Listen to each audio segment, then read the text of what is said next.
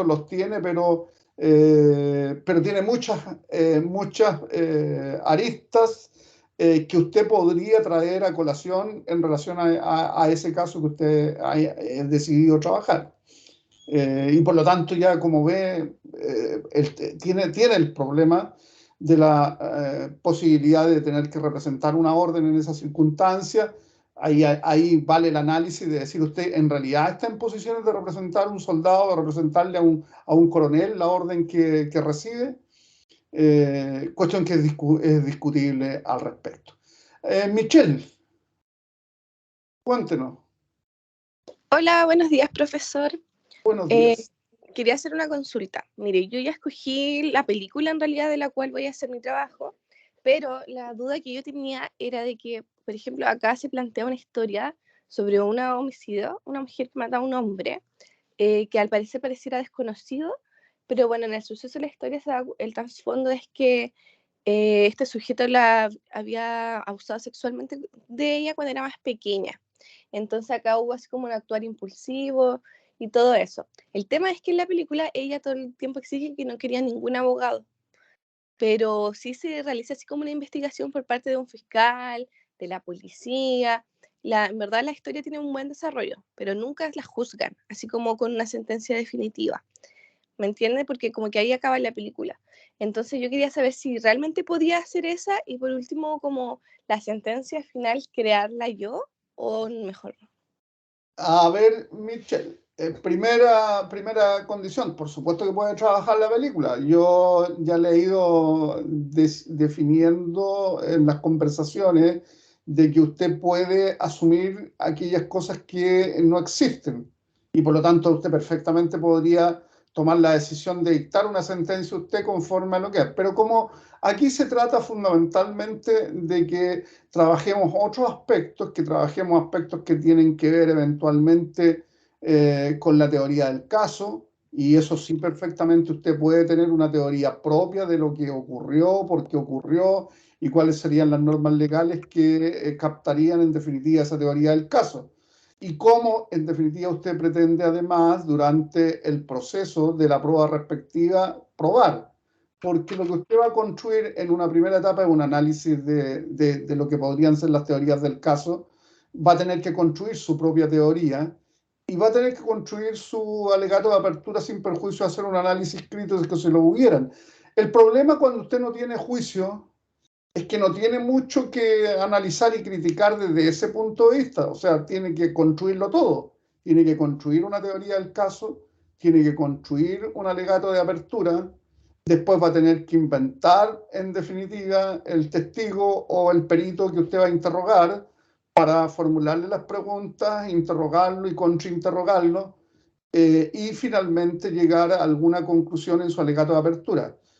Como la sentencia no es una cuestión que está planteada dentro del trabajo que tenemos que hacer, porque no es la identificación de la sentencia, sino que aquí nos interesa la litigación fundamentalmente, y la litigación tiene que ver con los distintos roles, pero en las etapas previas a la sentencia.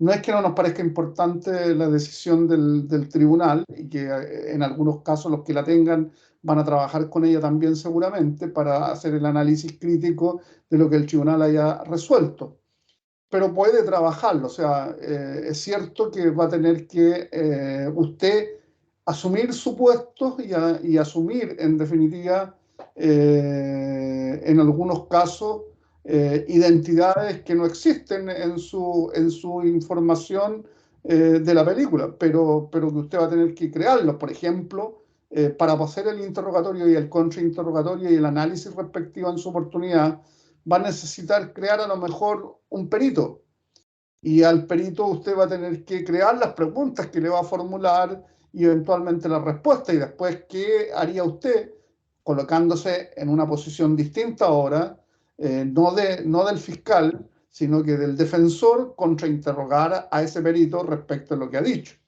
Y esto de desdoblarse a veces no es tan simple, sobre todo cuando usted no tiene ningún modelo en la misma trama para poder, en definitiva, construirlo. Pero si a usted le parece interesante, a mí desde el punto de vista de la temática sí me parece interesante, pero con las observaciones que ya le he dicho.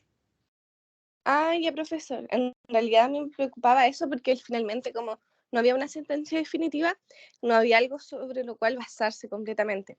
Pero en realidad la película Tiene tiene... sus ventajas y sus desventajas, pues, Michelle. Tienes las ventajas Claro, que se puede crear, pero tiene la desventaja que no tiene un parámetro de comparación.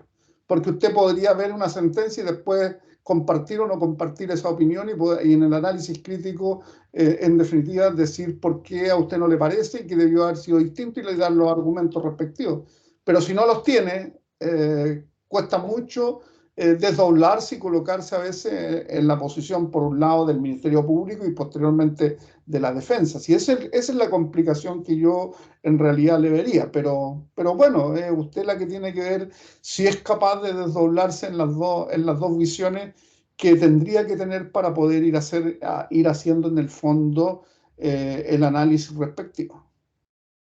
ah, ya, profesor. No, si en realidad la película me dio los detalles como suficientes para poder elaborar un alegato inicial de apertura. Así que en verdad eso solamente era mi duda. Gracias. No, no hay problema. Bien, ¿alguno más que quiera seguir? Está abierta al planteamiento, problemas que hayan tenido, dudas que tengan, análisis que han hecho, cómo van con su análisis. Camila, usted, ¿qué puede decirnos? Profesor, yo tengo una duda. Yo tengo una duda. ¿Quién? ¿Camila? Ahora Fernanda. Ah, ya, Fernanda, cuénteme. Lo que pasa es que yo les dije la otra vez que en la pantalla a mí no me coloca a todos, entonces a veces no sé quién me habla. Ya, Ay, ya, Fernanda. profesor. Mire, yo elegí un caso de mejillones de una persona que apuñaló a otra y eso terminó en el fallecimiento de la persona que fue apuñalada. Entonces, bueno, hasta el momento de la formalización, claramente solamente estaban esos datos, no se sabía el motivo y ni tampoco se había escuchado a los testigos claramente. Y entonces yo quería saber si la teoría del caso la tengo que construir con los datos que tenía hasta la formalización o también con los que después salieron a la luz en el juicio.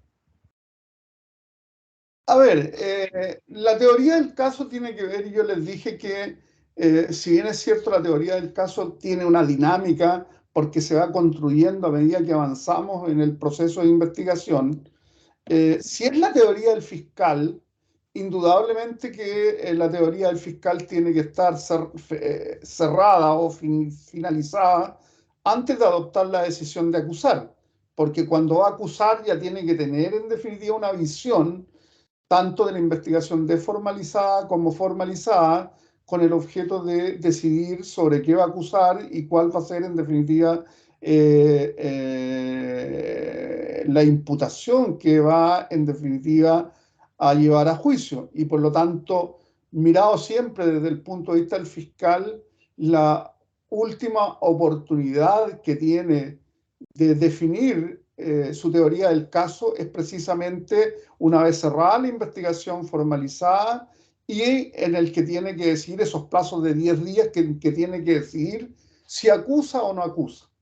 Y ahí tiene que cerrar indudablemente su teoría del caso.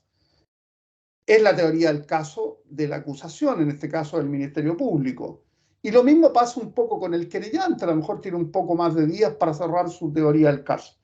Cuestión distinta es lo que yo le he planteado en relación a la defensa. La defensa muchas veces incluso, a menos que necesite especificar cierta prueba que va a rendir durante el juicio, no necesita plantear la teoría del caso hasta el alegato de apertura y por lo tanto podría no plantear teoría del caso en la audiencia de preparación del juicio oral y reservársela para el alegato de apertura.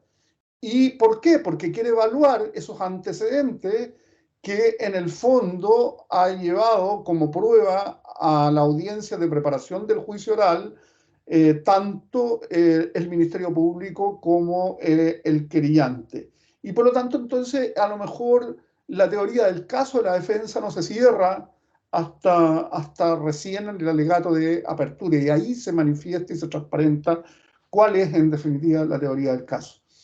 Por lo tanto, este ejercicio de hacer una teoría del caso, de construirla, tiene que ver con la evaluación de lo que usted está teniendo a la vista en la oportunidad que corresponda. Como en este caso nosotros vamos a construir una teoría del caso que es de carácter retrospectiva, porque estamos mirando en definitiva un juicio que a lo mejor ya ocurrió y en el que hay sentencia, como decía Michel, y en el que a lo mejor tengo algunos elementos, por dónde salió el tribunal respecto a las teorías del caso, si se acogió la del Ministerio Público o no. Sí, ahí tengo elementos que me permiten hacer una evaluación retrospectiva también y a lo mejor incorporarlo en lo que yo voy a plantear en la teoría del caso. Porque es posible que el tribunal tenga una teoría que no es la teoría del Ministerio Público, no es la teoría del querellante, pero tampoco es la teoría de la defensa, sino que con la prueba rendida el tribunal construye también su teoría del caso. Y es por la prueba, porque la prueba, y hay que recordar que el tribunal conoce los hechos solamente en el juicio y por lo tanto recién ahí empieza a formarse su convicción y su opinión de lo que efectivamente ocurrió con la prueba que se ha rendido. Pero esa es una decisión de usted. Si usted quiere tener presente lo que el tribunal dijo finalmente para construir su propia teoría del caso, no para el análisis crítico, porque el análisis crítico depende más bien de la visión que usted vaya teniendo de cómo se planteó en definitiva la teoría del caso por el Ministerio Público, por el querellante y por la defensa. O bien, y acuérdese lo mismo que ya le dije, que es posible que la defensa no haya tenido teoría del caso manifestada, no es que no la tenga en su fuero interno, pero manifestada en el juicio, sino hasta el alegato de apertura. Pero cuánto usted del material lo utiliza para sus análisis va a depender de usted. Eso está abierto. Lo que usted tiene que hacer primero es, hay una teoría del caso del Ministerio Público, tiene que analizarla, le parece, no le parece, la critica. O sea, usted la revisa primero y hace un análisis crítico. Entre paréntesis, el análisis crítico no tiene que ser más allá de lo que a usted le aparezca como crítica razonable. No es necesario construir artificiosamente una crítica a la teoría del caso de una página, 10 páginas, no. Puede ser que a usted le asalte en definitiva esa teoría del caso una duda que usted cree que debió haber sido planteada o que no se entendió o que no estaba suficientemente clara o que era confusa. Bueno, ese es el análisis crítico de esa teoría del caso. Lo que yo puedo ver es que la teoría del caso no es clara, la teoría del caso planteada en la acusación difiere un poco del alegato de apertura, etcétera. No sé, eso va a depender de la situación de hecho, del análisis que ustedes estén haciendo. Pero no se compliquen respecto de elementos que les sobran o elementos que les faltan. Aquí, en el caso de usted, Fernanda, a diferencia de lo que planteaba Michelle, usted tiene más elementos para trabajar. ¿Cuándo los utiliza? Queda abierta la posibilidad de que usted utilice todo o que haga el ejercicio exclusivamente de la misma manera que lo estaría haciendo el fiscal. Es decir, el fiscal cerraba la investigación, por lo tanto lo que usted va a analizar para su análisis va a ser indudablemente hasta la acusación del fiscal, porque hasta ahí tiene elementos claros que están planteados y que usted puede hacer una crítica al respecto. Pero si quiere tener presente en su subconsciente lo que leyó respecto a la sentencia también, donde los jueces le observan a la teoría del caso del fiscal y señalan, a lo mejor incluso en alguna consideración puntualmente que no acreditó respecto del planteamiento o de la acusación ciertos elementos, bueno, usted lo puede señalar, indudablemente no quita ni pone en respecto de su análisis sobre la teoría del caso fiscal. Y lo mismo con respecto al querellante y lo mismo con respecto de la defensa. De manera que la diferencia con Michelle es que, Fernando, usted a lo mejor tiene más elementos y si los usa o no los usa y cuánto los usa para el análisis de la teoría del caso y la crítica o análisis crítico que usted va a hacer de los mismos, depende más bien de usted. ¿Ya? Bien, ¿alguna otra duda o consulta? Génesis, ¿usted cómo vamos? ¿Tiene su caso ya? Sí, profesor, estoy ocupando el caso de Nabila Rifo. Ah, ya. Bueno, Y, y es más o menos lo mismo que me pasaba con que lo de la compañera anterior, que en cuanto a la defensa, señalaban y relataban hechos y luego los modificaban o señalaban que eran falsos. Entonces, muchas veces tuve que ir modificando la teoría del caso, tanto de parte del querellante como de la defensa.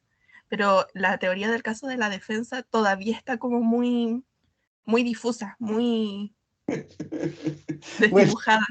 eso también a veces es parte de la propia estrategia de algunas defensas, de crear solamente confusión. ¿Por qué? Un elemento que siempre hay que tener presente. Probar la imputación es problema del Ministerio Público y de los creyentes. La defensa puede solamente dedicarse a destruir y no a construir. Y entonces, claro, mi teoría del caso es que mi cliente debe ser absuelto porque el Ministerio Público y los creyentes no van a ser capaces de probar la imputación.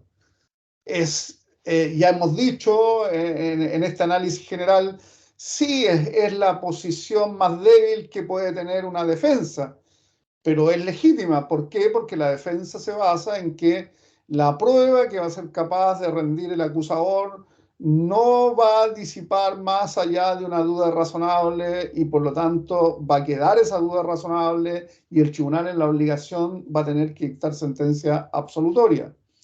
¿Y por qué va a tener que dictar sentencia absolutoria? Porque no es capaz, en definitiva, de eliminar la presunción de inocencia que asiste a todo imputado hasta que un tribunal no haya dictado una sentencia condenatoria firme en su contra. Y eso hace de que efectivamente los jueces, ante una duda razonable, por la presunción de inocencia, deben dictar sentencia absolutoria.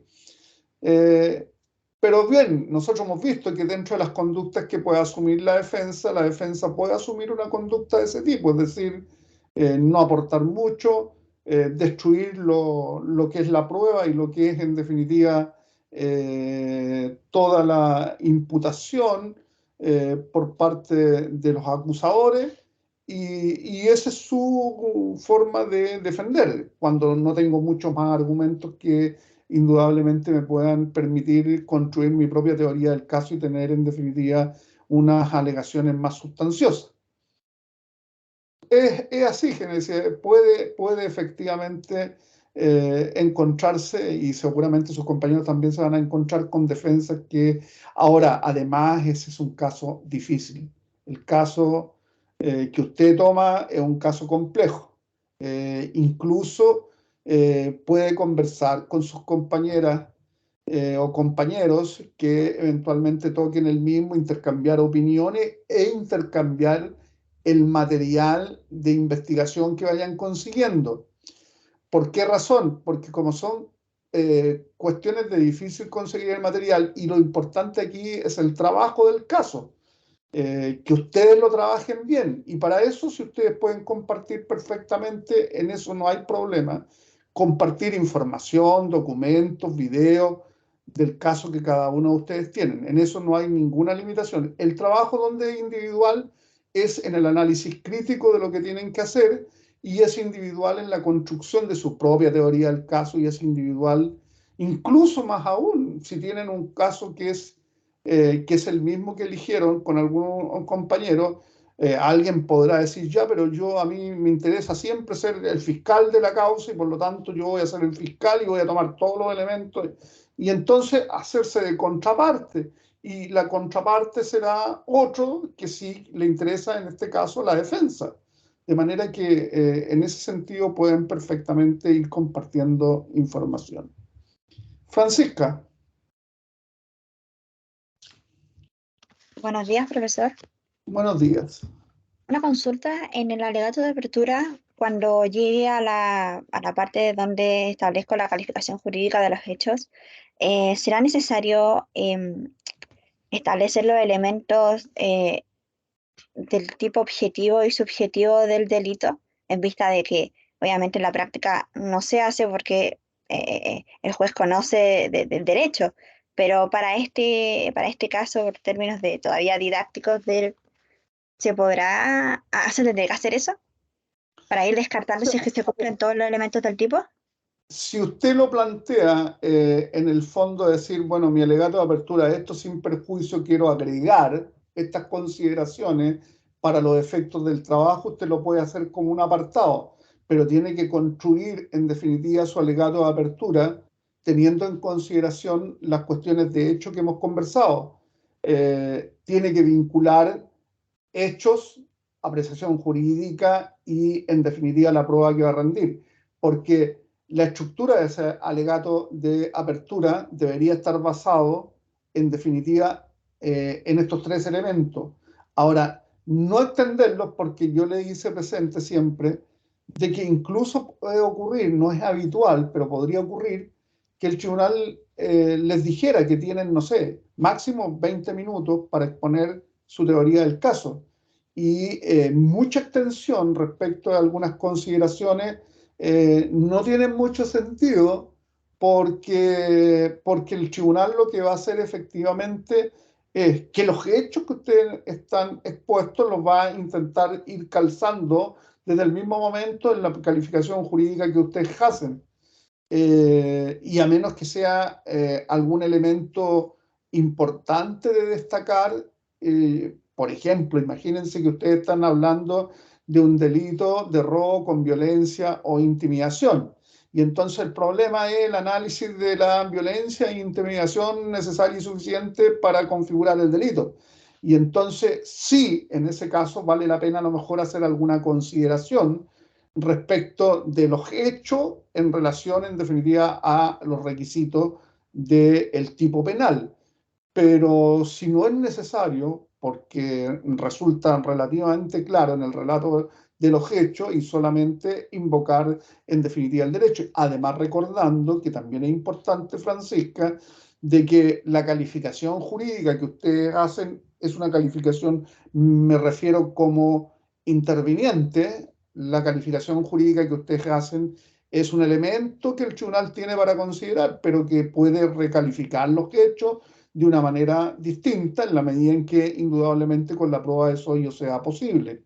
De manera que el tribunal no está atado a la apreciación jurídica de los intervinientes. Los intervinientes tienen la obligación de mostrar cómo esos hechos son captados por la norma jurídica, pero tampoco tienen que hacer una gran extensión de los mismos, teniendo en consideración precisamente de que incluso si el tribunal llega a la convicción durante el juicio de que la calificación jurídica de los hechos es distinta y esto no ha sido planteada por ninguno de los intervinientes, entonces está obligado antes de cerrar el juicio de invitar a los intervinientes a debatir acerca de esa eventual calificación que el tribunal tiene en vista que podría producirse y que entonces va a constituir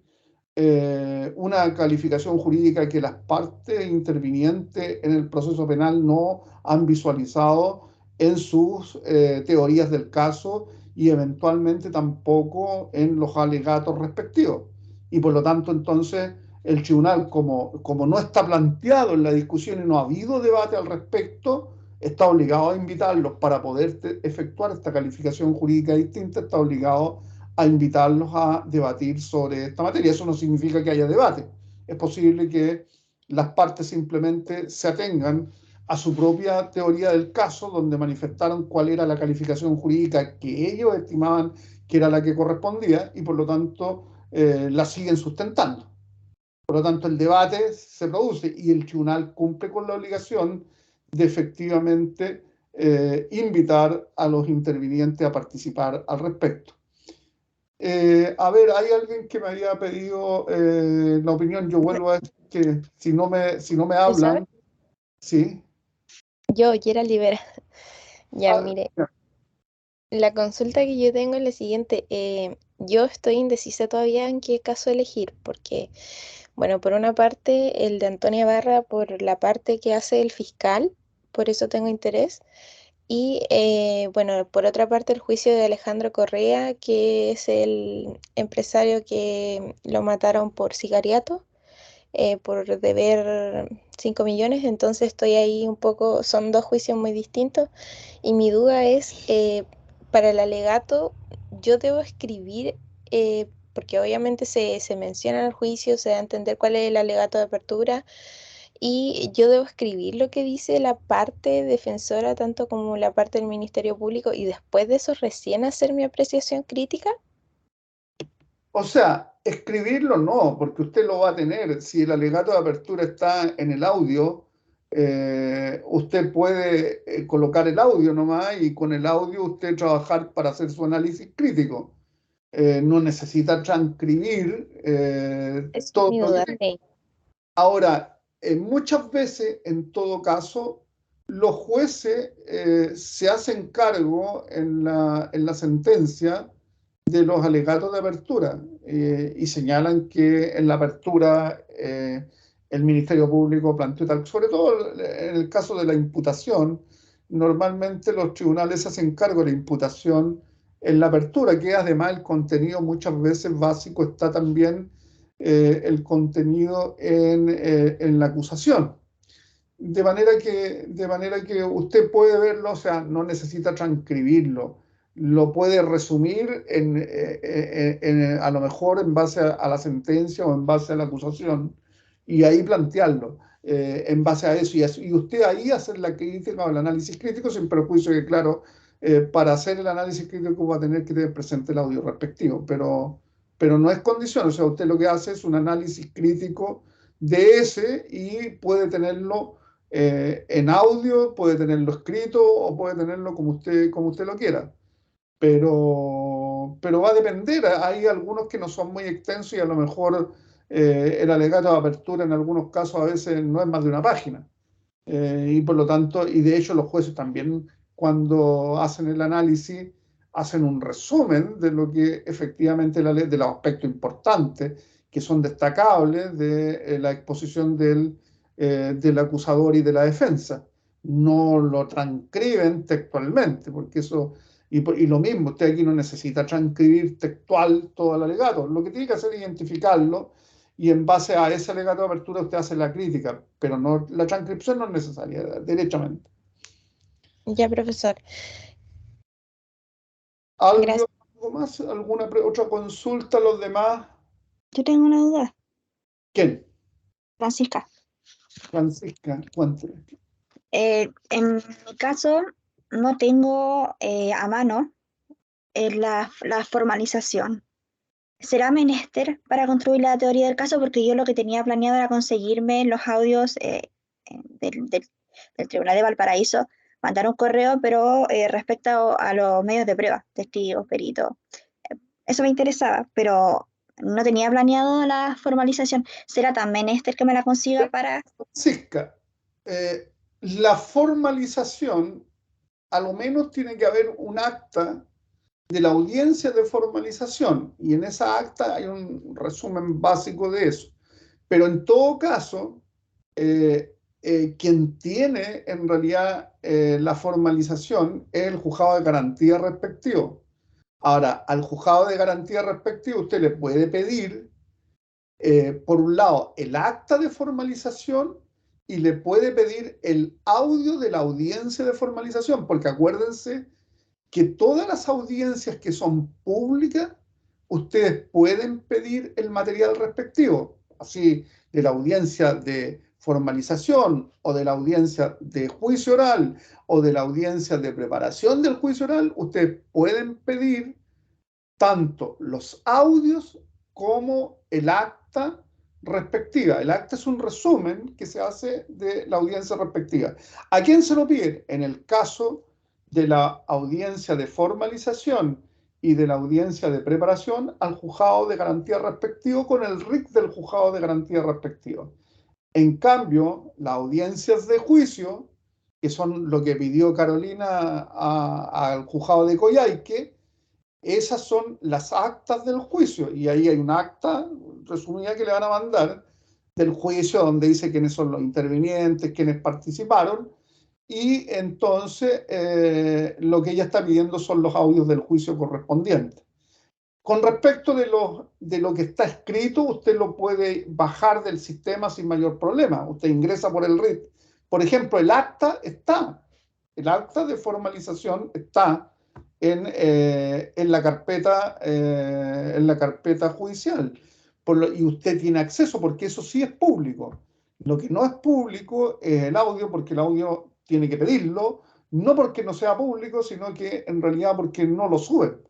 Entonces no está en la carpeta el audio, pero si usted lo pide, se lo dan, porque todo aquello de las audiencias públicas, salvo lo mismo que le pasó a Carolina, que el tribunal, que fue muy acuicioso, dijo que habían algunas piezas del juicio de ciertos testigos o protegidos o algo que fueron excluidos de la percepción pública en su oportunidad, y por lo tanto esas le dijeron no se los vamos a dar. Indudablemente eso no afecta el análisis mayormente de lo que ustedes tienen que hacer. Pero puede partir por eso, si lo intenta conseguir. El problema es que un poco, mientras vaya pasando el tiempo, van a tener menos tiempo para recopilar los antecedentes. Por eso yo les decía, tomen la decisión rápido, y tomen la decisión rápido para que puedan pedir, porque como le ha pasado a Carolina, que Carolina ha pedido oportunamente, pero se le han demorado, y ahora, como además le tuvieron que preparar las pistas de audio, porque hay algunas que le dijeron extraigan algunas que fueron declaradas reservadas en su oportunidad, entonces no era copiar simplemente las pistas de audio en un archivo y decirle el archivo está a su disposición. Entonces había que prepararlo. Y a Carolina le dijeron un poco, es así, pero tenemos que prepararlo porque como lo que usted nos pidió, bueno, vaya trabajando lo mismo en lo que tenga mientras tanto, pero haga la petición. Si no llega, no llega nomás. Y en ese caso, con lo que tenga de la acusación y de la audiencia de preparación del juicio oral es suficiente. Carolina. Sí, bueno, yo llamé por teléfono al tribunal y ahí hablé harto con la señora y ella justamente me comentaba eso, de que habían, no me acuerdo si uno o algunos testigos protegidos, entonces tenían que buscar en todos los audios cuáles eran los testigos, me dijo que era bien engorroso, pero que tuviera mucha paciencia. Sí que es justamente eso, porque uno piensa, yo pensé que tenían, por ejemplo, ya caso tanto, y que me iban a copiar esa carpeta y subirla al WeTransfer y listo, pero no es así. Normalmente, Carolina, es eso, o sea, los audios están en una carpeta, pero están todas las pistas y no hay eso, y es probable de que en algún minuto el que está armando en realidad su material para el análisis va a incluir cosas porque se van a basar, si es muy difícil identificar en las pistas de audio. La pista de audio en el fondo son las grabaciones, y son grabaciones donde además no mete mano a nadie. O sea, si usted me pregunta si alguien hizo cambio en esas pistas, no, están todas las pistas una detrás de la otra. Día 1, día 2, día 3, día 4, día 5, punto. Y lo que sí es cierto es que normalmente el personal de informática del tribunal hace para que los jueces, cuando quieran revisar las pistas, piensen que los jueces, un juicio que dura 15 días, y el primer día alguien declaró algo, de repente los jueces, cuando están tomando la decisión en la deliberación o al redactar la sentencia, necesitan revisar las pistas de audio para recordarse qué fue precisamente lo que dijo un testigo o un perito, o qué contestó a determinada pregunta un testigo o perito. Y eso hace de que ellos hagan una especie de índice de lo que hay en cada pista, en cada audio o grabación. Y entonces dice, inicio de juicio, alegatos de apertura, y entonces hay un cierto índice, e incluso en algunos hay más detalles. Dice, en la pista 1, en tal parte, está tal cosa. Si eso después se lo dan, indudablemente que a usted le va a ayudar también a buscar las pistas, porque si no, va a tener que ir haciendo lo mismo usted, pues. Lee la pista 1, o sea, escucha la pista 1 y va a tener que ir diciendo, aquí lo que hubo, inicio del juicio, alegatos de apertura, incidente de tal cosa, porque si eso no lo tiene, usted también, ¿cómo llega? No sé, tiene 20 audios que son por día, porque fueron 20 días, y usted ¿dónde busca? Bueno, partirá buscando, si quiere buscar los alegatos de apertura, partirá en la pista 1. Y si quiere buscar los alegatos de clausura, lo más probable es que parta en la pista, en las dos últimas pistas, porque por ahí deben estar los alegatos de clausura y deben estar la comunicación de la deliberación.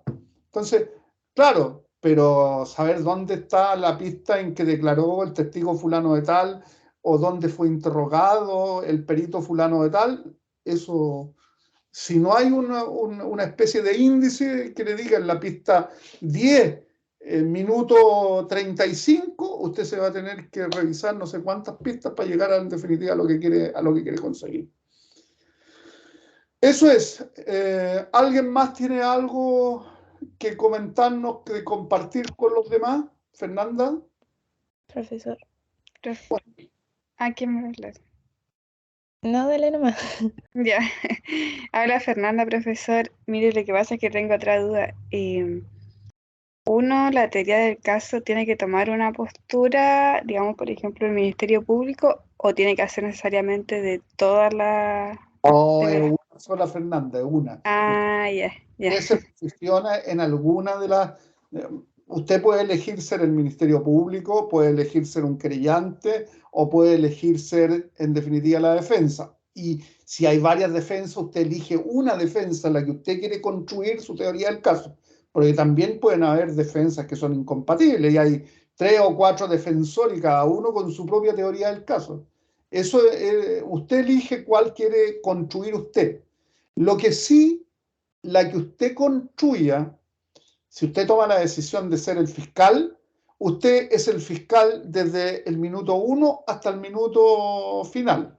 Es decir, no puede cambiar después, pero ahora me gusta la teoría de la defensa. No, o sea, si usted eligió ser fiscal, va a ser fiscal y va a tener que mejorar la teoría del caso del fiscal, va a tener que mejorar el alegato de apertura del fiscal, va a tener que mejorar el interrogatorio y contrainterrogatorio de algún testigo o perito que usted va a elegir y va a tener que mejorar el alegato de clausura del fiscal.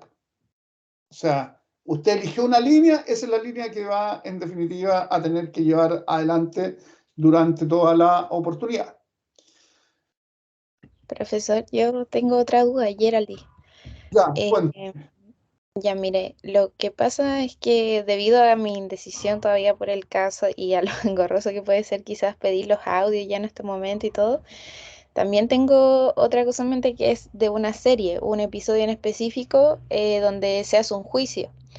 Si bien el derecho es de otro lugar, Estados Unidos, pero basando la teoría del caso en todo eso, yo tengo que continuar hasta el final, hasta que vea los alegatos de clausura analizando, o solamente hasta los de apertura. Esa es mi duda que se me originó producto de...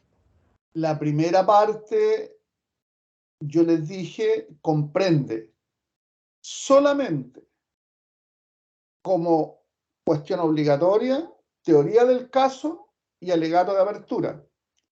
Algunos, yo les dije, si quieren, pueden agregar el análisis crítico del alegato de clausura y además, en definitiva, también pueden agregar en realidad su propio alegato de clausura. ¿De qué depende eso? Del material que ustedes tengan para trabajar cuando estén trabajando y de lo que quieran adelantar. Si no lo hace ahora, el alegato de clausura lo va a tener que hacer después. ¿De qué va a depender? De si usted ya tiene, por ejemplo, la prueba que se rindió en el juicio. Pues si usted no tiene la prueba que se rindió en el juicio, no se va a poder hacer cargo en el alegato de clausura de lo que tiene que hacerse cargo. Por lo tanto, ahí hay una limitación respecto, en definitiva, de lo que usted podría hacer. ¿Por qué? Porque la segunda parte podría destinarla usted a interrogatorio y contrainterrogatorio de testigos y peritos. Usted tiene que elegir un interrogatorio y un contrainterrogatorio, y en base a eso va a construir, después de la prueba, que sí ahora ya la revisó, va a construir su alegato de clausura. Pero si usted tiene todo y quiere avanzar, puede construir alegato de apertura y alegato de clausura en paralelo y dejar el interrogatorio y contrainterrogatorio para la segunda etapa de su trabajo. Pero esa es una decisión que quedó abierta un poco para que ustedes lo decidieran cuándo lo hacían. Ya. Si usted se refiere a la cronología, en realidad, del juicio, claro, el alegato clausura viene después del interrogatorio y contrainterrogatorio de testigo y perito, y después que se rinda la prueba, en otras palabras. Pero se puede anticipar. Si usted tiene todo el material, lo puede anticipar y dejarlo hecho antes, como tiene que ver mucho con el alegato de apertura también. Podría incorporarlo en la primera parte de su trabajo y no construirlo en la segunda. Pero eso es una decisión de cada uno. Ya, profesor, y lo último, bueno, mi caso se trataría de un juicio por homicidio. La persona estuvo detenida por años y después llega esta abogada que sería la defensora de él y bueno, ella es la que consigue una sentencia absolutoria, ya que él era inocente, no era la persona que lo había cometido. Entonces, por ahí yo podría irme mejor por ese caso que me sugiere usted respecto al... La Ya, decisión de la elección del caso es suya. ya, Lo importante es que tenga el material de trabajo y la dificultad que tienen los casos reales, que a mí me parece que hay que tomar la decisión muy al inicio del semestre. Voy a hacer un caso real. ¿Por qué? Porque en la medida, y esto es por lo mismo que hemos ido conversando con Carolina, Carolina tomó la decisión desde el primer minuto, y en realidad esa decisión del primer minuto todavía la tiene con material que ha podido reunir y material que todavía no reúne, incluso a pesar de que el tribunal a ella la autorizó a tener los audios del juicio. Pero como después hay una parte administrativa en que le tienen que preparar los audios, porque sí la autorizó a tener todos los audios del juicio, con excepción de aquellos que habían sido declarados reservados. Y por lo tanto, entonces, Carolina, el problema que tiene es que el tribunal le dijo que bueno, hace más de una semana, 2 semanas casi, y todavía no le entregan los audios para ella poder revisarlos. Entonces, pero yo le he dicho que avance con lo que tiene, y lo que tiene son las cosas escritas y los videos que hasta el momento ella tiene sobre el caso que eligió. Pero el problema de los casos reales es que no es tan rápido conseguirlo, salvo que hay otros casos que sí, sobre todo el Tribunal de Antofagasta, el Tribunal Oral de Antofagasta es bastante eficiente con los estudiantes, porque hay muchos exalumnos de la facultad que están en la parte administrativa del tribunal, que son conscientes, y a los estudiantes le han puesto prácticamente a disposición, a veces en una semana, después que sale la resolución del juez, tienen los audios disponibles. Y claro, también tiene que ver con que no hayan las reservas que pasaron en el caso de Carolina, que los tribunales de Antofagasta en general no cortan los audios, o sea, los audios de juicio los pone a disposición completa. Entonces no están preparándole como en el caso de Coyhaique, que Carolina, un audio en particular que tienen que cortar, cercenar algunas partes y entregarle el resto. En cambio, en Antofagasta, cuando ustedes lo piden y lo plantean de la manera que lo planteó Carolina, normalmente le dicen cómo se pide y le comunican a usted que le van a colocar los audios a disposición en un link. Usted va al link y tiene 10 días para bajar del link el material respectivo. Eso. Pero si elige uno de Antofagasta, lo más probable es que no pasen muchos días, llega el día en que le entreguen los audios.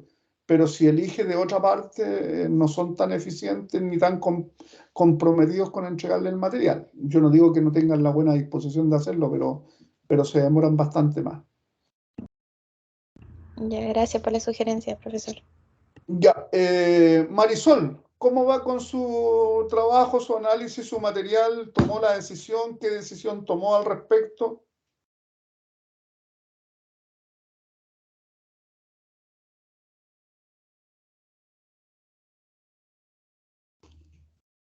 No quiere contestar la Marisol. Constanza, usted.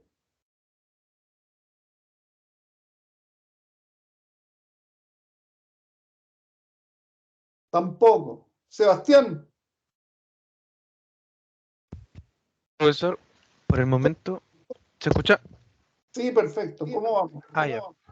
Por el momento estoy construyendo, más que construirlo en base al caso, lo estoy construyendo más desde la perspectiva de administrar qué cosas puedo plantear en la teoría del caso, porque aún tengo indeciso entre elegir una película o un caso real.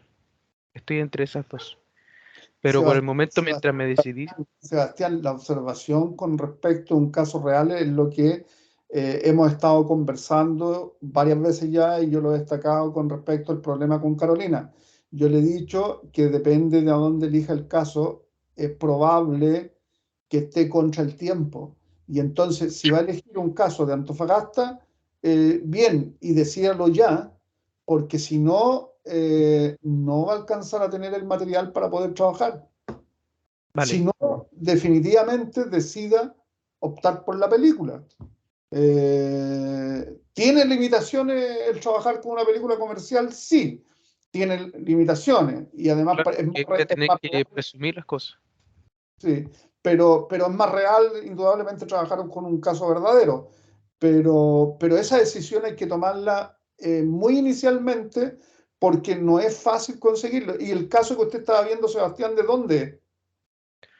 Eh, Más que nada me está enfocando en algunos casos que ya están cerrados por parte del Poder Judicial, que ¿Pero de está ahí en dónde? un canal de YouTube, acá en Chile. ¿De qué Y hay tribunal? otra en el de garantía, juega garantía, ¿Pero de dónde? acá en Antofagasta. Bueno, Estoy no, analizando. no lo sé con respecto de garantía respecto a la respuesta y de la rapidez, pero el que sí es bastante expedito, porque ya tiene experiencia en las solicitudes formuladas por los estudiantes, es el Tribunal Oral en lo Penal de Antofagasta. De manera que si el caso es del Tribunal Oral en lo Penal de Antofagasta, indudablemente que ese caso, y eso también tiene que tenerlo presente, tiene una etapa previa en el juzgado de garantía que también la necesitan, pero indudablemente la de juicio es del Tribunal Oral de Antofagasta y por lo tanto los audios de juicio, esos van a salir del Tribunal Oral de Antofagasta y del Juzgado de Garantía.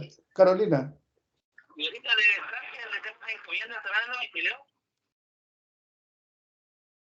Alguien parece o se cruzaron las líneas.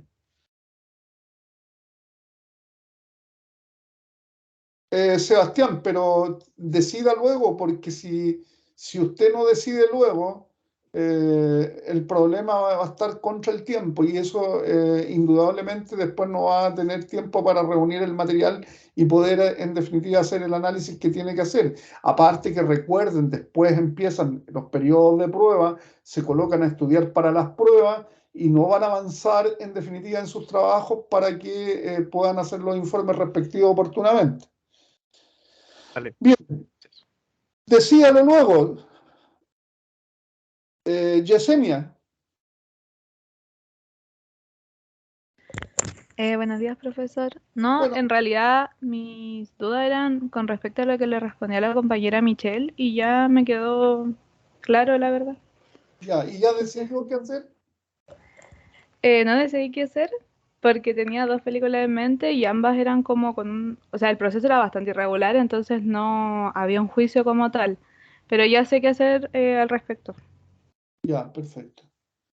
Bien, ¿y Marisol está por ahí ahora o no? La Marisol graba y después escucha la clase. Se levanta a aprender, no va en la cámara y después se... Don Carlos. Sí, profesor. Lo que pasa es que se me había olvidado cuando hice la primera intervención en decirle que cuando estaba recopilando los antecedentes encontré un agravante y muchas atenuantes, porque como les decía, ahora mismo estoy eh, en el tipo del homicidio culposo, pero siempre es conveniente considerar la atenuante en razón de que cuando le estaban haciendo el interrogatorio a los imputados, decía que lo mejor que él quería es que no lo condenaran a una pena, porque si no eso, bueno, impone una situación o un pensamiento personal de él, porque iría en contra del honor mencionaba algo del código militar el cual él seguía. Entonces, bueno, independiente de eso, estoy considerando las atenuantes que por lo menos he hasta ahora identificado, que serían, esperen, que las tengo acá anotadas, sería que por lo menos los imputados tienen irreprochable conducta anterior. La segunda sería que se habla del atenuante del artículo 11 del Código Penal, porque hay cuando el soldado Santiago muere, estos inmediatamente lo llaman a una ambulancia, por lo que los imputados han procurado con celo de reparar el mal causado o impedir ulteriores o perniciosas consecuencias, siendo una semi-excusa absolutoria. Y en tercer lugar, que cuando lo estaban interrogando, cuando la defensa estaba interrogando a los imputados, Dawson señala que si fue cuando sus imputados fueron privados de libertad, ellos no se escaparon, no se escondieron en ningún momento.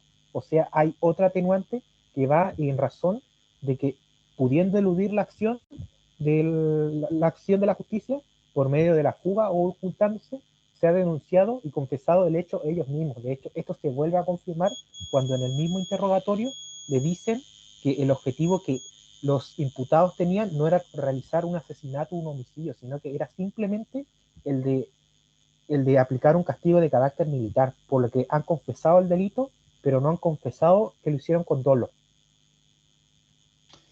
A ver, una de las cosas, y no vamos a entrar a hacer el análisis si la procedencia o no, eso lo tiene que plantear usted, pero un elemento que tiene que tener presente es que las únicas atenuantes que se discuten y que podrían ser materia de la teoría del caso y de un alegato de apertura son aquellas que son inherentes al hecho y a la calificación jurídica que se plantea.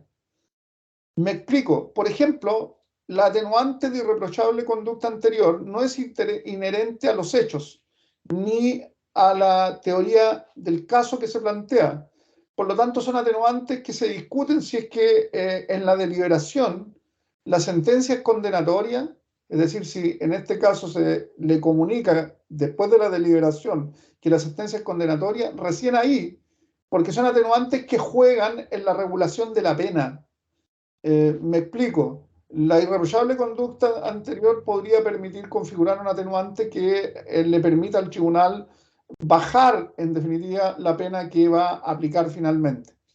Pero como no es inherente a los hechos, ni es inherente a la calificación jurídica que se hace, no se discute durante el juicio y por lo tanto no es materia de la teoría del caso, ni es materia en realidad tampoco del juicio respectivo en su oportunidad.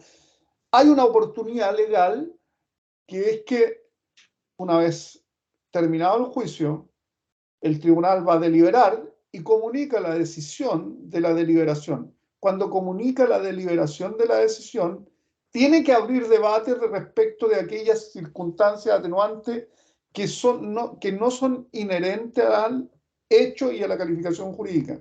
Y ahí usted invoca las demás atenuantes. Por lo tanto, para su teoría del caso, sí pueden jugar otras circunstancias atenuantes porque tienen que ver en realidad con las circunstancias mismas del hecho de la calificación jurídica. Pero tiene que tener presente que todas esas circunstancias atenuantes que usted podría invocar, pero que no tienen que ver con los hechos, que no tienen que ver con la calificación jurídica, no son planteables ni en la teoría del caso ni en el alegato de apertura. Lo que no significa que usted no las va a invocar en su oportunidad. Si lo encuentran culpable, en este caso, y lo condenan, en ese caso usted va a invocar y va a decir qué circunstancias atenuantes le permiten, en todo caso, que la pena en abstracto asignada por el legislador se aplique o en el mínimo o se rebaje del mínimo por concurrir circunstancias atenuantes que no tienen que ver con los hechos y con la apreciación jurídica que en el fondo se ha hecho de esos hechos.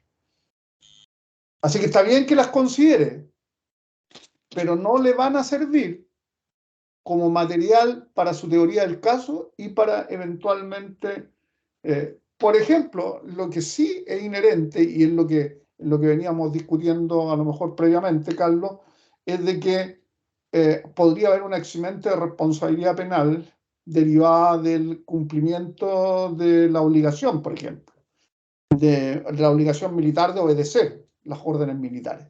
Y entonces usted decía, oiga, pero aquí hay obediencia y él cumplió una orden. ¿Y hasta qué punto? Bueno, claro, es así, usted tiene que plantearla en la teoría del caso. No hay dolo, no hay intención de cometer un delito. ¿Por qué? Porque él lo único que estaba haciendo era cumplir con la orden militar de aplicar una corrección disciplinaria por la falta que habría incurrido el soldado. Y por lo tanto, entonces, eso sí es materia de discusión durante el juicio y de prueba durante el juicio. ¿Le queda claro, Carlos, o hay dudas respecto, en definitiva, de estas circunstancias atenuantes? Las circunstancias atenuantes o las agravantes que no son inherentes al hecho, o en definitiva la calificación jurídica, no son materia ni de la teoría del caso, ni son materia del alegato de apertura. Tampoco del alegato de clausura. No, me Porque, quedó más claro. ¿ah? Me quedó más claro. Lo que pasa es que había mencionado que siempre hay que estar preparado para todas circunstancias, por lo menos cuando se presenta la teoría del caso de la defensa. Entonces, yo lo primero que pensé fue, bueno, ¿qué pasa si en el caso de que el tribunal no acoja lo que había mencionado sobre cuando se opera en un aparato organizado de poder? ¿Qué pasa si rechaza esa alegación que hice sobre el artículo 15, número 2? Lo primero que pensé, bueno, si lo van a condenar a estos sujetos, que lo condenen no por tanto tiempo. Sí, estamos de acuerdo. Pero cuidado, porque esas alegaciones, porque usted cuando defiende, y si su teoría del caso como defensor es que hay que absolverlo porque no hay delito o no hay hecho típico, usted no puede plantear la alternativa, y si lo llegaran a condenar, entonces, bueno, que le rebajen la pena por esto. No. O sea, usted primero va a discutir el centro. Oiga, no hay tipicidad, no estamos frente a un tipo penal. ¿Por qué? Porque aquí lo que hubo fue cumplimiento simplemente de una orden militar y estaba obligado a cumplirla. Listo. Entonces su discusión. Pero no puede además, en paralelo, piense, decir, y si lo llegan a condenar igual, no, quiero que le rebajen, porque esa teoría del caso se pone débil. Usted mismo está diciendo que cabe la posibilidad de que usted acepta la posibilidad de que lo condenen igual, a pesar de que su argumento es que no tienen que condenarlo porque en realidad no hay dolo y él se ha limitado a cumplir una orden militar. Entonces, su propia teoría, o sea, usted mismo se pone en duda, usted mismo está diciendo, sí, pero cabe la posibilidad de que me condenen igual. Entonces, no es una buena teoría del caso el incorporarle elementos de ese tipo. No sé si me entiende. Sí, o sea, es como que al final me estoy mostrando las debilidades de manera voluntaria. Exactamente. Entonces, en su teoría del caso, eso no se plantea normalmente. Ahora, es cierto que a veces el fiscal es mañoso, pero el fiscal también es mañoso porque tiene que cumplir con una obligación. Por ejemplo, el principio de objetividad al fiscal le obliga a reconocer circunstancias atenuantes que eventualmente podrían concurrir, así como también a mencionar las circunstancias agravantes que podrían concurrir. Y entonces a veces muchos de los fiscales, claro, plantean en la acusación de que concurre la circunstancia agravante de ser reincidente en delito de la misma especie. Y como está planteado en la acusación, en realidad los jueces ya tomaron conocimiento que este es un delincuente habitual. Entonces, claro, pero es una contradicción del sistema que obliga en definitiva al fiscal, porque también debería estar prohibido que las circunstancias en definitiva agravantes, que no son inherentes al delito, estén expresadas. Distinto es si usted dice, no, es que en los hechos hay alevosía. Claro, porque la alevosía se tiene que discutir durante el juicio, porque tiene que ver con los hechos. ¿Hubo alevosía o no hubo alevosía? ¿Hubo premeditación o no hubo premeditación? Porque son circunstancias que son inherentes a los hechos, o sea, usted tiene que plantearlas. Pero la circunstancia agravante de ser reincidente en delito de la misma especie tiene que ver con el hecho, no tiene nada que ver con el hecho, pero usted puede, al invocarla en la acusación, lo que está haciendo es, en el fondo, poner de evidencia ante el tribunal que estamos frente a un delincuente habitual. Y entonces el criterio con que el tribunal enfrenta cuando es un delincuente habitual que ha sido condenado por delitos exactamente similares en situaciones anteriores, ¿cuál va a ser su disposición frente a este nuevo delito? Condenarlo. Usted me va a decir, pero eso es difícil de pensarlo. No, ¿va a influenciar o no va a influenciar? Va a influenciar en la disposición del tribunal con la que va a percibir la prueba, mirar la prueba, decir, no, si está cometido 10 delitos iguales como este delito, no, también lo cometió. Entonces, hay una predisposición, y aunque no quiera, que es comprensible y humanamente de este tipo, de que le dijeron, mira, ha sido condenado 9 veces antes por hechos similares. Y ahora viene a decir que es inocente, que en esto no tiene ninguna responsabilidad al respecto. Entonces hay una condición predispuesta en el tribunal para entender de que estamos frente a hechos similares a los que habitualmente incurre, y por lo tanto entonces a lo mejor vamos a apreciar la prueba de tal manera que nos permite llegar a la conclusión de que efectivamente frente a esto también hay un hecho que está acreditado y en el que es responsable el imputado. Entonces, en principio, todos los hechos, tanto hechos que permiten agravar la responsabilidad penal como los que permiten atenuar la responsabilidad penal, que no son inherentes a los hechos que se discuten, no debieran plantearse ni en la acusación ni eventualmente tampoco en la oportunidad durante el juicio, sino que deberían plantearse efectivamente en la oportunidad especialmente prevista al efecto después de que hay sentencia condenatoria, después de la etapa de deliberación y de la comunicación de la deliberación a los intervinientes. Bien, pero yo creo que es interesante, está bien, don Carlos, que usted anote y que tenga todas las alternativas, porque efectivamente el juicio oral tiene ese dinamismo y usted tiene que anticiparse a lo que puede ocurrir. Pero lo que no tiene que hacer es manifestar en definitiva todas sus cartas en la misma oportunidad. En el caso que usted sea el defensor, tiene que irla mostrando cuando corresponda, no anticipadamente, sin perjuicio de que es cierto, tengo que estar preparado para todo en forma anticipada. Bien, ¿alguno más que quiera comentar problemas, dudas, consultas sobre lo que están trabajando, sobre lo que deben hacer? Francisco, Profesor, cuénteme. una consulta en caso de que vayan surgiendo dudas durante la semana. ¿Por dónde nos podemos contactar con usted? Por el chat acá mismo es una posibilidad, y si se dificulta esa posibilidad me pueden en definitiva escribir un correo al correo institucional.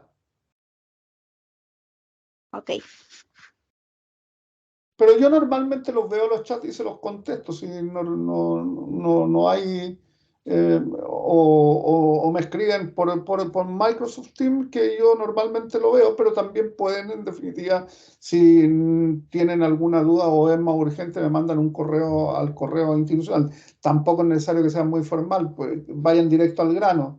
No es que escriban un oficio a través del correo institucional, sino que me planteen cuál es el problema que tienen puntualmente. No es por la formalidad, sino que es por la oportunidad de que yo normalmente reviso tanto el correo institucional como eventualmente el chat. Y Team ha ido mejorando mucho las comunicaciones casi en tiempo real, en el sentido de que me aparecen mensajes cuando ustedes escriben. Y lo otro, ¿entregará alguna rúbrica, una pauta de evaluación para guiarnos?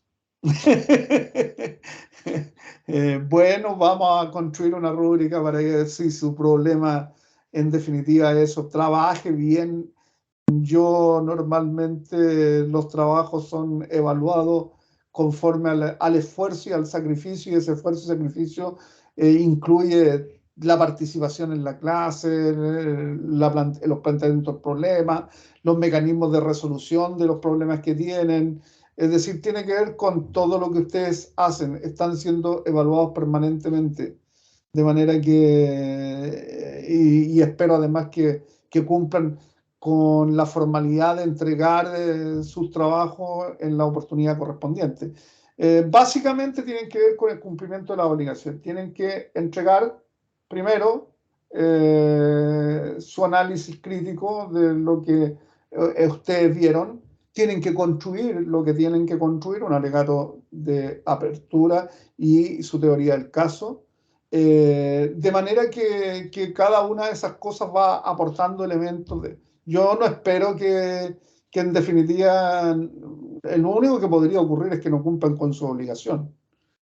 Pero, y lo mismo, estas conversaciones tienen por objeto de que ustedes vayan mostrando lo que hacen, lo que han ido haciendo, las dificultades que tienen.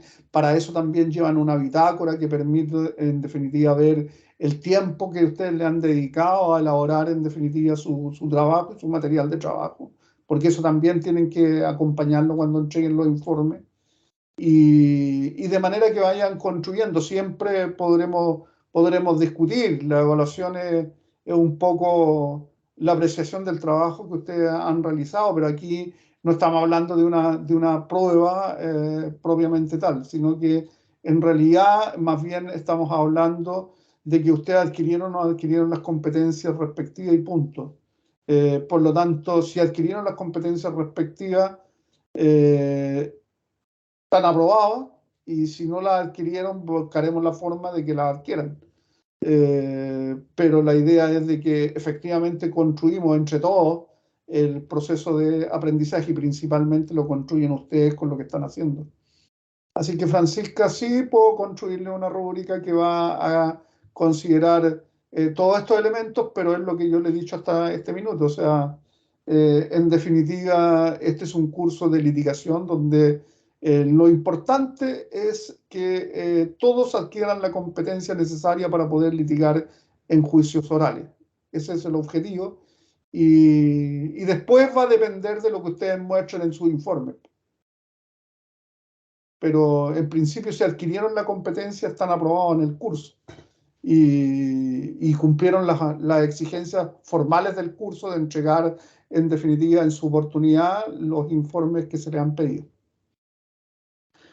Así que tranquila, Francisca, no es su, en realidad, mayor preocupación cómo van a ser evaluados respecto de una situación tan compleja como esta. ¿Bien? Ya, Bien. profesor, que igual lo preguntaba porque éramos varios los compañeros que en el WhatsApp del curso preguntaban también si es que existía alguna rúbrica. Por eso.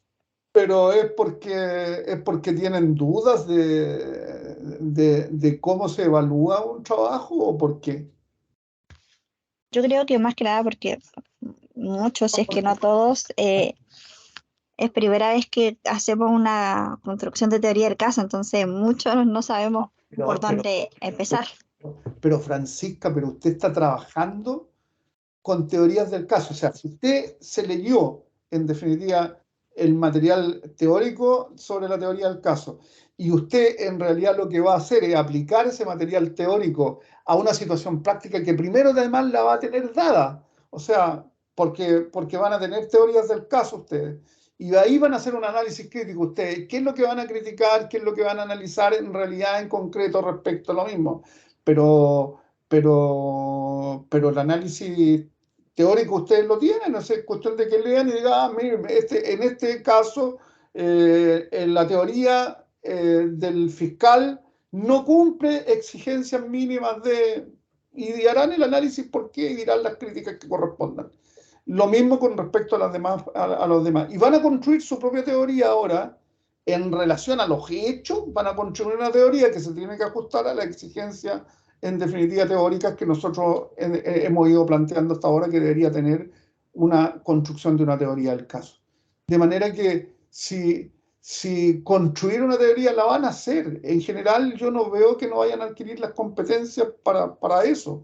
Ahora, con respecto a eso, podrán haber mejores teorías del caso en cuanto a construcción, pero si cumplieron el estándar, estamos de nuevo adquiriendo las competencias y están aprobados en la asignatura. O sea, yo no tengo ninguna duda de que el 99,9% va a cumplir con eso y van a estar, en definitiva, cumpliendo las exigencias que tiene la... Yo les dije, básicamente, esta asignatura tiene que ver con los procesos de aprendizaje que ustedes van a evidenciar en los informes que entregan. Y ese informe va a ser evaluado conforme a lo teórico que está, en definitiva, en el material escrito. Y en el material escrito yo les volví a subir ahora un resumen de lo que había sido, que tiene que ver, por un lado, con los aspectos generales para que se vayan ubicando, de repaso de cómo es la audiencia de juicio. Cómo se inicia, y qué es lo que ocurre, cuándo va en definitiva el alegato de apertura y se expone la teoría del caso en forma oral, etc. Es decir, vayan revisando ese material y ustedes vayan viendo. Yo no veo cómo, con los videos, con los apoyos, con las películas, con lo que tienen, cómo podrían no poder construir una teoría del caso o un alegato de apertura y no cumplir, en definitiva, con adquirir la competencia respectiva para hacerlo. O sea, la verdad, Francisca, yo digo, creo que ustedes se ahogan en un vaso de agua y que lo formal sea más importante que la cuestión de fondo. La cuestión de fondo es, en realidad, que ustedes sean capaces de construir una teoría del caso y que ustedes sean capaces, en definitiva, de hacer un alegato de apertura y que se cumpla con las exigencias simplemente que nosotros hemos visto en lo teórico, ustedes lo puedan aplicar en la práctica. ¿Y por qué tienen un caso que puede ser un ejemplo de caso teórico o ficticio, o por otro lado, casos reales que se han juzgado en nuestro país? Entonces, ustedes eligen y demuestran, en definitiva, en base a eso, si tienen o no tienen competencias para la litigación oral. Yo creo que todos la tienen y todos la van a tener finalmente después de los ejercicios que vamos a hacer. Pero son ejercicios, no tienen que ver con, en realidad, yo les diría que no van a adquirir la competencia respectiva y por lo tanto tienen riesgos de tener problemas de evaluación en la asignatura respectiva. Además, todos, yo diría que no hay ninguno que no haya sido estudiante de mis asignaturas previas, entonces tampoco yo veo por qué están ahora tan complicados con una rúbrica que les demuestre qué consideraciones vamos a tener, si las consideraciones son las que yo les he planteado en términos generales desde el primer minuto. Lea la guía de aprendizaje y también le puede aportar para, en definitiva, los procesos de evaluación. Pero si quieren una rúbrica detallada, yo les construyo una rúbrica detallada. ¿Ya?